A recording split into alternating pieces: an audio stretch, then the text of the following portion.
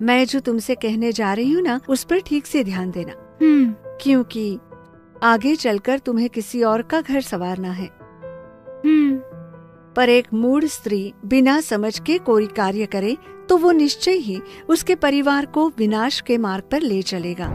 तो मेरी प्यारी बहनों, मेरी बातों पर ध्यान दीजिए। क्या प्रभु के वचनों से प्रेम करके क्या आप उनकी आज्ञाओं का पालन करते हुए अपना परिवार चला रही हैं?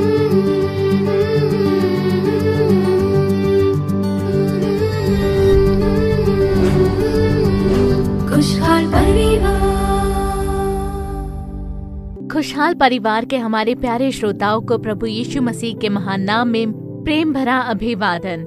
इस कार्यक्रम के द्वारा आप लोगों से मिलकर हमें बेहद खुशी होती है। परिवार में आशीष के लिए, उसकी रक्षा के लिए, परिवार में बेदारियां आने के एकमात्र उद्देश्य के साथ परमेश्वर खुद इस कार्यक्रम को चला रहे हैं। आज के दिन बुद्धिहीन स्त्री के शीर्षक में हम लोग कार्यक्रम देखने वाले हैं।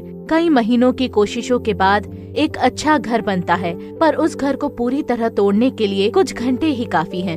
ठीक उसी तरह परिवार नामक हमारे घर को पति, पत्नी, बच्चे मिलकर एक खूबसूरत घर बनाने का दायित्व औरतों के हाथों में है।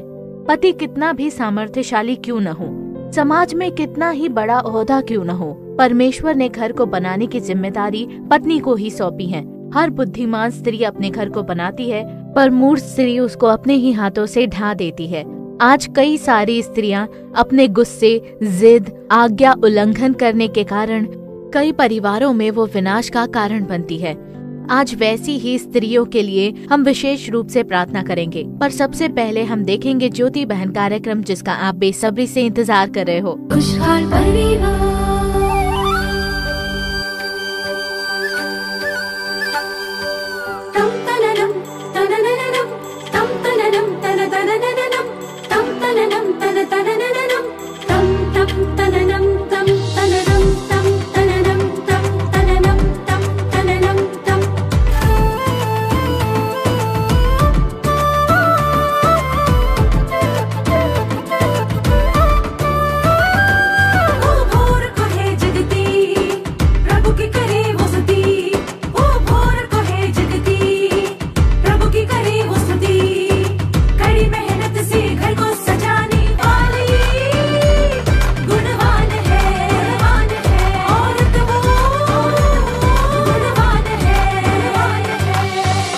ज्योति बहन,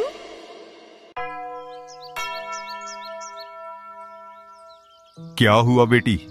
यहाँ चर्च क्यों लेकर आई हो? मेरा मन कुछ ठीक नहीं है। क्यों बेटी, आखिर बात क्या है? माँ कैसी है पिताजी? माँ तो बिल्कुल ठीक है बेटा, पर तुम्हारी क्या समस्या है? मुझे माँ से बात करने का मन हो रहा है। जरा फोन लगाएंगे? मेरा फोन कार में ही रह गया है। लेकिन मेरा फोन तो घर में माँ के पास रखा है। तुम्हारा मैसेज देखते ही मैं घर से निकल पड़ा। माँ के फोन में बैलेंस नहीं था, इसीलिए उसने मेरा फोन मांग लिया और मैं उसे देकर आ गया। आपने अपना मोबाइल तो दे दिया, पर उसमें तो पासवर्ड होता है ना? हाँ बिल्कुल। मेरे फोन का पासवर्ड तुम्हारी माँ को और तुम्हारी माँ का पासवर्ड मैं जानता हूँ। तो फिर आपके बीच की प्राइवेसी? एक पति पत्नी के बीच में कैसी प्राइवेसी? वो तो बाहर वालों के बीच होना चाहिए। अगर हम ही आपस में बातें छिपाएं तो निश्चय ही कुछ गड़बड़ है। अगर किसी को शक हो तभी तो दूसरा पासवर्ड लगाएगा। अच्छा वो छोड़ो, पहले तुम अपनी समस्या बताओ। मेरी भी यही समस्या है। उन्होंने अपने मोबाइल में पासवर्ड लगा कर रखा है और मुझे भी ये बताते नहीं हैं। मुझे तो कभी कभी उन पर शक होता है। तुम शक मत करना, मन खोलकर बातें करना, देखना सब ठीक हो जाएगा।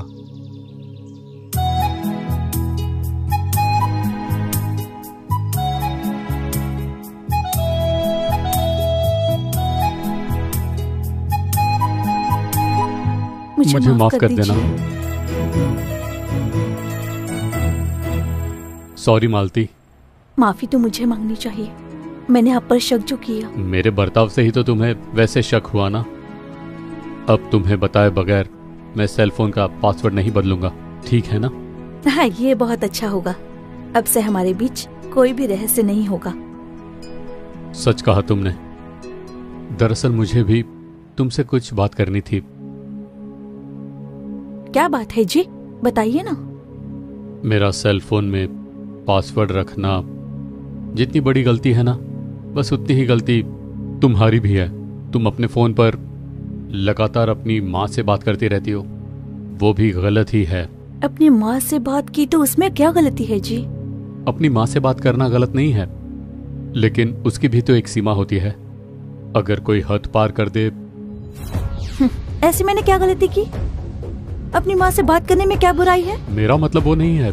आपके कहने का वही मतलब है कि मेरी माँ आपकी दुश्मन है? पर मैंने तो ऐसा नहीं कहा। अब देखो, तुम ही समस्या बढ़ा रही हो। लेकिन शुरुआत तो आपने ही की ना, और फिर मुझ पर उंगली उठाते हो। ये क्या बात हुई? मैंने रोटी बनाई है माँ। तुमने क्या सब्जी बनाई है? मालती, मैं भी सोच रही हूँ कि वही बना लूं। मालती। हाँ, क्या हुआ? क्या कर रही हो तुम? अपनी माँ से बात कर रही हूँ। अच्छा, अब तुम चलो। आप चलिए, मैं आती हूँ। हाँ बोलो ना माँ। ये अभी काम पर से लौटे हैं। पता नहीं, पर मैं उनके बारे में आपको बाद में बताती हूँ। फोन पर कौन है? मेरी माँ है।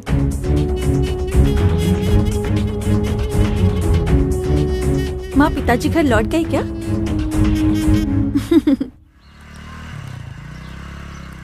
अच्छा दामाद जी, क्या मालती आप पर फिर से शक करने लगी है? वैसी तो कोई बात नहीं है। दामाद जी, जो आप कहना चाहते हो साफ साफ कह दीजिए। दरअसल मेरी बातों का बुरा मत मानिए। मालती जब देखो अपनी माँ के साथ बात करती रहती है। तुम्हारी सासू माँ के साथ? हाँ ससुर जी, और घर में जो कुछ होता है उन्हें बताती है। घंटों तक बातें करती रहती है। तो आप ही उसे ये सब कुछ बताते क्यों नहीं? मैंने बताया था, पर वो सुनती नहीं है। क्या आप मेरे लिए सासू माँ से बात करेंगे? हाँ बिल्कुल, मैं बात करता हूँ।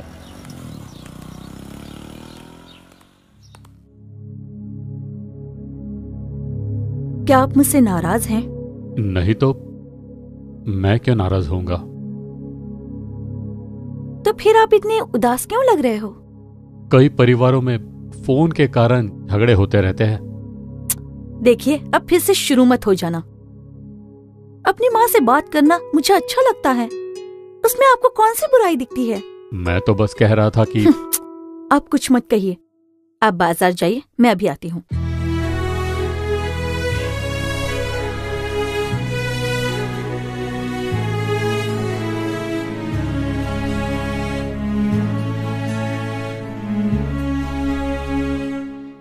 उन्होंने फोन किया था क्या तुम्हें? किससे बात कर रही हो? माँ से बात कर रही हूँ।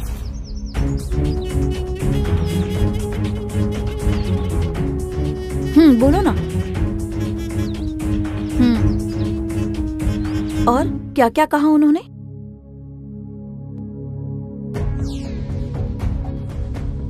क्या आप मेरे पिताजी से मिले थे? और क्या कहा उनसे आपने? मालती, आखिर हो क्या गया है आपको? मैं क्या किसी अनजान लोगों से बात कर रही हूँ? अपनी माँ से ही तो बात करती हूँ ना। इसमें आपको क्या बुराई लगती है? कभी कभार ठीक है, तुम हर वक्त बातें करते रहती हो। हमारे परिवार में जो समस्या होती है उनमें से एक कारण तुम्हारा फोन करना भी है।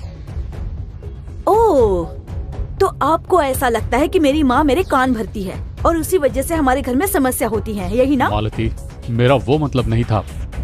तुम हर बात गलत क्यों सोचती हो? मैं गलत सोचती हूँ? आपकी सोच ही गलत है। आपको मेरी माँ के बारे में गलतफहमी हो रही है। मेरी माँ ने आपके साथ ऐसा क्या कर दिया? आपकी बातों से मेरी माँ को कितनी चोट पहुँची होगी। मालती, अब तुम बहुत बोल रही हो। मेरे साथ ऐसी बातें मत करो, नहीं तो क्या कर लोगे? मुझ पर हाथ उठाओगे, बस इतना ही ना? उसमें कौन सी बड़ी बात है? मालती, अब बस भी करो। जैसे आपकी माँ आपके लिए है, उसी तरह मेरे लिए मेरी माँ है। मैंने ऐसा क्या गलत कह दिया जो तुम्हें इतना बुरा लग रहा है?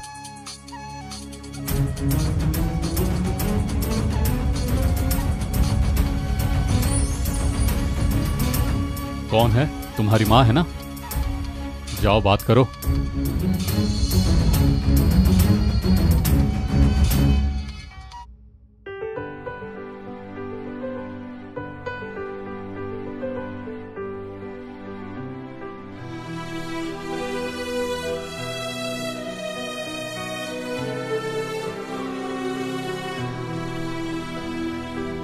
मम्मी क्या सोच रही हैं आप? बुद्धिमान स्त्री अपने घर को बनाती है, ऐसे प्रभु कहते हैं। बस उसी के बारे में ही सोच रही थी। बुद्धिमान स्त्री, उसका क्या मतलब है? मैं जो तुमसे कहने जा रही हूँ ना, उस पर ठीक से ध्यान देना, क्योंकि आगे चलकर तुम्हें किसी और का घर संवारना है। पर एक मूढ़ स्त्री बिना समझ के कोई कार्य करे तो वो निश्चय ही उसके परिवार को विनाश के मार्ग पर ले चलेगा। मूढ़ स्त्री के कार्य कैसे होते हैं? अपने पति की बात का उल्लंघन करना और बार बार उल्टा जवाब देना, हर एक बात पर झगड़ा करना और हर बात में जिद्दी बने रहना, अपने सास ससुर को बैरी के रूप में देखना, और भी कहा जाए तो बिन प्रार्थना के बिना बाइबल पढ़े रहना भी मूढ़ स्त्री के कार्य होते हैं। तुम्हें कभी भी परिवार की शांति को भंग करने जैसा बर्ताव नहीं करना चाहिए। अगर परिवार में विभाजन हुआ तो वो कभी भी स्थिर नहीं रहता। अगर एक स्त्री को प्रभु एक परिवार से जोड़ते हैं तो वो इसलिए कि वो स्त्री उस परिवार को दृढ़ बनाकर खड़ा करे। इस बात को स्त्री को समझना चाहिए। मैंने तो ऐसे कई सारे परिवार देखे हैं। शादी के बाद जब स्त्री ससुराल पहुंचती है, वो अपनी मूढ़ता के कारण उस परिवार को पूरी तरह बर्बाद कर देती है। उसके बाद आंसू बहाकर क्या फायदा होगा बताओ? मैंने तुमसे जो कुछ भी कहा है उसे अच्छी तरह गांठ बांध लो। ठीक है मम्मी।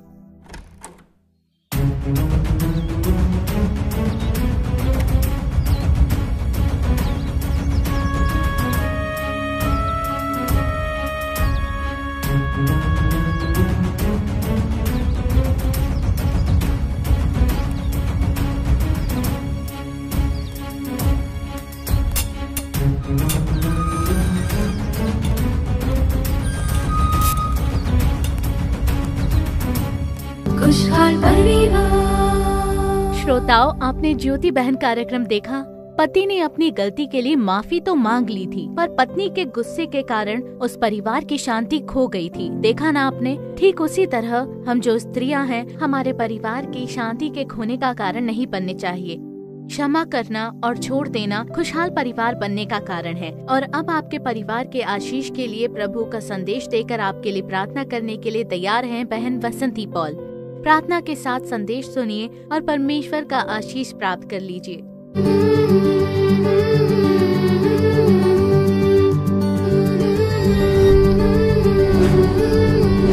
खुशहाल परिवार।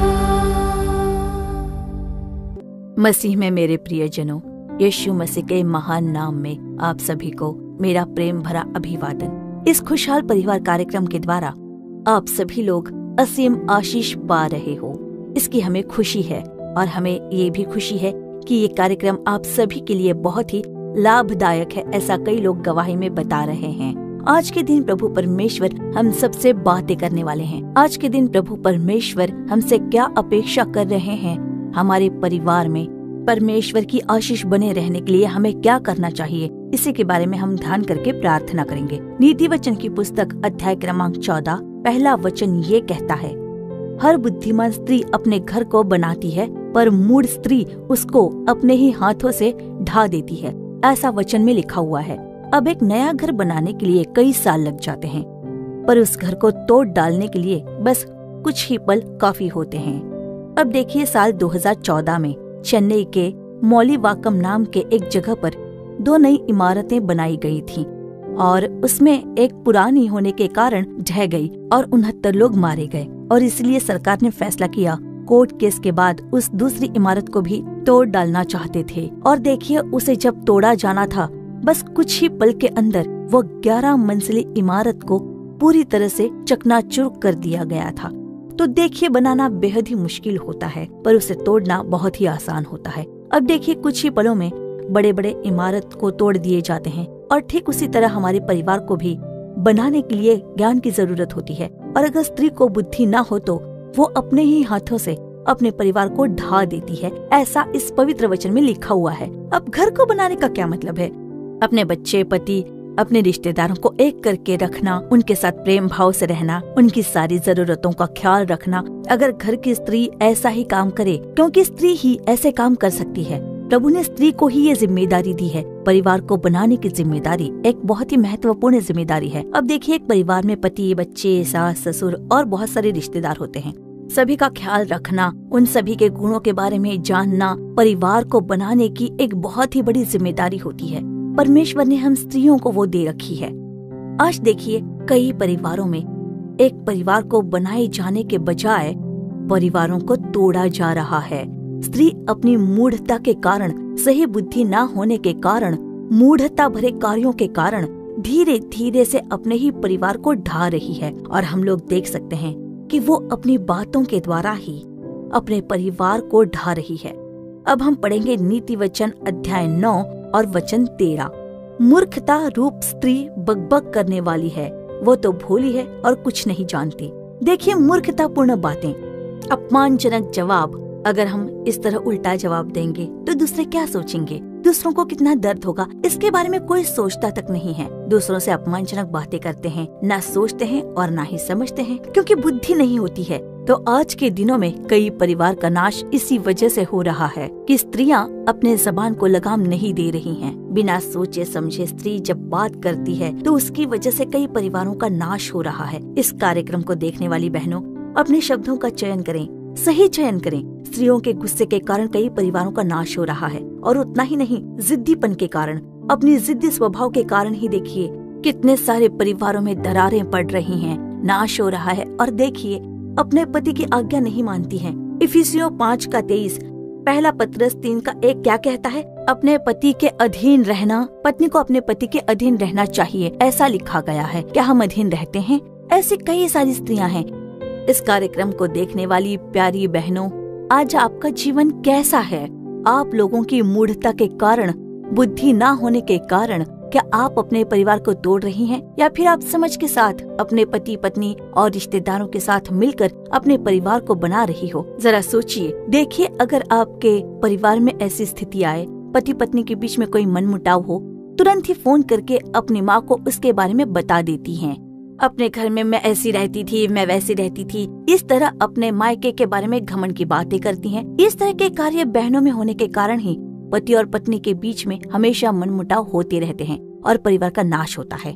जरा से भी बात पर अपनी माँ को फोन मत कीजिए। अब आपका अपना परिवार हो चुका है। अपने पति और बच्चों के साथ मिलकर ही आपको उसे सुलझाना है। मायके वालों को सारी बातें मत बताइए। उनका अपना परिवार अलग हो चुका है, आपका अपना परिवार अलग है। अपने कार्य को आपको अपने मन में रखना सीख लेना चाहिए। मरियम के बारे में भी हम सीखते हैं। मरियम ने ये सारी बातें अपने मन में ही रखी थी, ऐसा पवित्र शास्त्र कहता है। हम जो स्त्रियां हैं, उन्हें इन सारी बातों को हमारे मन में ही रखना चाहिए। सारी बातें फोन करके अपने मायके में नहीं बतानी चाहिए। वो लोग आपके माता पिता हैं। अगर आपके पति ने कुछ कह दिया, या आपकी सास ससुर ने, या आपके रिश्तेदारों ने आपको कुछ कह दिया हो, ये बात अगर आप अपने माँ बाप को बताएंगी तो वो लोग उदास हो जाएंगे कि मेरी बेटी तकलीफ में है। इसलिए तो डर कर कई माता पिता कहते हैं कि तुम वहाँ मत रहो, घर पर आ जाओ। ऐसे कई बच्चों को घर बुलाने वाले माता पिता हैं, और इसी तरह परिवारों का नाश हो जा रहा है। मेरे प्यारे परिवार के लोगों, हमारे अंदर ऐसे गुण होते हैं जो गलत होते हैं। उसी के कारण ही ऐसी बातें जो हम मूढ़ता के साथ करते हैं, उसकी वजह से परिवारों में विभाजन का, परिवारों में नाश होने का मुख्य कारण बन जाता है। आप में से कितने सारे लोग हैं जो ऐसी स्थिति में फंसे हुए हैं? जरा सोच कर देखिए। अगर हम इसके कारण के बारे में देखेंगे तो हमारे अंदर परमेश्वर का भय अब नहीं है। देखिए, परमेश्वर का भय हमें हर एक बुराई से अलग करता है, दूर करता है, और ऐसे विनाश के कार्य से अक्सर हमें दूर रहने में प्रभु हमें चलाते रहते हैं। हम मूढ़ता भरी बातें क्यों करते हैं? क्योंकि प्रार्थना नहीं करते, हम बाइबल के वचनों का ध्यान नहीं करते, प्रभु के वचनों की आज्ञा नहीं मानते। हमसे कितने सारे सत्य उजागर किए गए। अब देखिए, हाल ही के दिनों में भी हमारे प्यारे भाई मोहन सिंह लाजरस आओ प्रार्थना करे कार्यक्रम में खुशहाल परिवार के शीर्षक पर पति पत्नी को कैसे रहना चाहिए, सत्य के बारे में संदेश दे रहे हैं। ऐसे सत्य के बारे में सुनिए और अपने आप को बदलने की कोशिश कीजिए। अगर आपका प्रार्थना जीवन नहीं है, प्रभु का भय नहीं है, प्रभु का वचन पढ़कर आप उसकी आज्ञा नहीं मानते हो, तो ऐसी मूर्खता के कार्य में ही हम पड़े रहेंगे। अज्ञानता के कारण हम अपने ही परिवारों का नाश करते रहेंगे। तो इसलिए हमारे अंदर परमेश्वर का भय होना चाहिए। मेरी प्यारी बहनों, आप एक बात ध्यान रखिए, परमेश्वर के वचन से प्रेम करके उनका भय रखकर क्या आप उनकी आज्ञा मानकर परिवार बना रहे हो? मूढ़ता और अज्ञानता के कारण जो बच्चे अपने परिवार का ख्याल नहीं रख रहे हैं, वो अपने परिवार के सदस्यों से प्रेम भाव रखें, अज्ञानता भरे शब्द ना करें, पति से झगड़ा ना करें। क्या आप अपने रिश्तेदारों का ख्याल रख रहे हो? जरा सोच कर देखिए। परमेश्वर का वचन कहता है इफिसियों अध्याय 5 वचन क्रमांक 15 और 17 जब आप पढ़ोगे तो, इसलिए ध्यान से देखो कि कैसी चाल चलते हो, निर्बुद्धियों के समान नहीं पर बुद्धिमानों के समान चलो। वचन 17, इस कारण निर्बुद्धि ना हो पर ध्यान से समझो कि प्रभु की इच्छा क्या है। तो निर्बुद्धि मत बनो, अज्ञानता के साथ मत रहो, मूढ़ ना बने रहो। हो सकता है किसी कमी के कारण, पिछले दिनों में हमारी अज्ञानता के कारण ही, परिवार में विभाजन के कारण अगर आप बहुत उदास हो तो परमेश्वर आज आपसे बात करेंगे। मेरी प्यारी बहनों, इस परिवार को प्रभु ने आपको दिया है। आपके पति, आपके बच्चे, आपके लिए रिश्ते भी परमेश्वर ने ही बना कर दिए हैं। हो सकता है अज्ञानता के कारण, मूढ़ता के कारण, बिना सोचे समझे आप कोई कार्य कर रहे हो, तो ध्यान रहे प्रभु आज आपसे बात कर रहे हैं। प्रभु की उपस्थिति में मांगिए, कहिए कि प्रभु कई बार मैं बिना सोचे समझे बात करती हूँ, मूढ़ता से किए गए कार्य के कारण मैं अपने परिवार से बिछड़ गई हूँ, मैं अपने बच्चों से अलग हो चुकी हूँ, मैं अपने पति से अलग हो चुकी हूँ, परिवार में बहुत ही गड़बड़ी है, मेरी गलती के कारण, फिजूल खर्ची के कारण ही तो मेरा परिवार एक बड़े कर्ज से गुजर रहा है, मेरे परिवार में संघर्ष चल रहा है, समस्याएं हैं, मैं बात नहीं करना चाहती लेकिन कुछ तो गलत बोल देती हूँ। क्या आप इस तरह से उदास हो?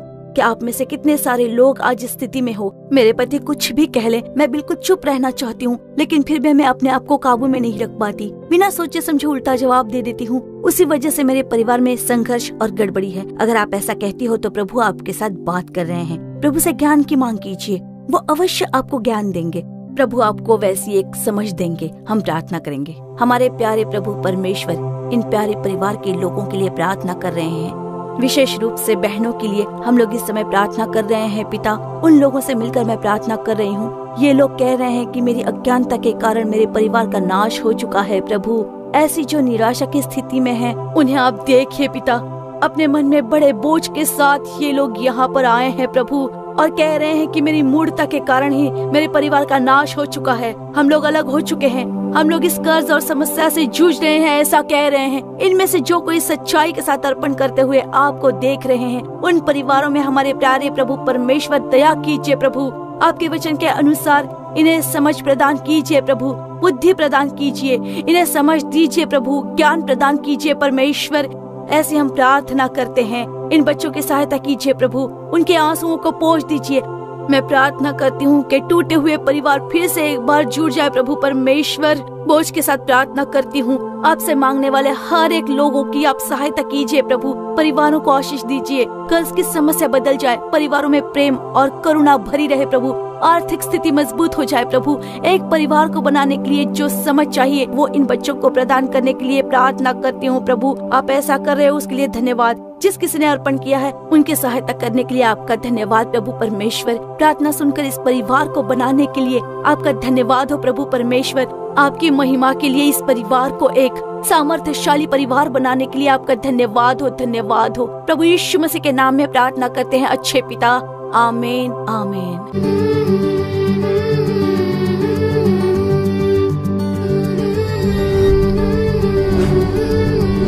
खुशहाल परिवार। प्रियजनों, हमारी आशा है कि आज का ये कार्यक्रम आपके लिए बेहद आशीष रहा होगा। आपने जो भलाई और आशीष को पाया है उसे हमें जरूर बताइए। आपकी जो भी प्रार्थना विनती है उसे पत्र के द्वारा या ईमेल के द्वारा हमें बताइए। आपके लिए प्रार्थना करने और सलाह देने के लिए भाई मोहन सी लाजरस और प्रभु के दूसरे दास तैयार हैं। हमारे Jesus redeem social media platform के दूसरे कार्यक्रम को देखना ना भूलें। विशेष करके आओ प्रार्थना करे कार्यक्रम जरूर देखिए। फिर हमारे दूसरे कार्यक्रम में आपसे जरूर मुलाकात होगी। तब तक प्रभु की कृपा आपकी संग बनी रहे। For further details and prayer support, contact Jesus Redeems Ministries, Nallumavadi, Tuticorin District, 628211. Our phone number 04435454545. Email info@jesusredeems.org. Our website www.jesusredeems.org. www.jesusredeems.com. God bless you.